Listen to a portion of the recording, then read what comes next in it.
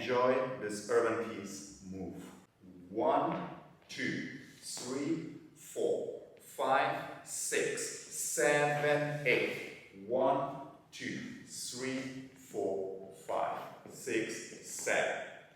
We are done, Elina, International Urban Peace Teachers, and now we're going to go to some little details quickly. We have from here, one step forward together. Now I bring the follower backward and I connect with the right feet side by side.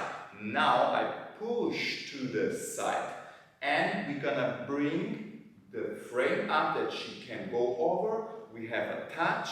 We have from here the cross momentum. Now I make the preparation with the frame opening that I can bring some intention for the rotation in her axis, and I open and I have one turn, another one, stop. She is here directly into the cross position, so I bring her to the cross. I go afterward with around the wall, lady, Saida, and close. Enjoy this movement at home or in your dance school and bring it to the social dance floor. See you soon.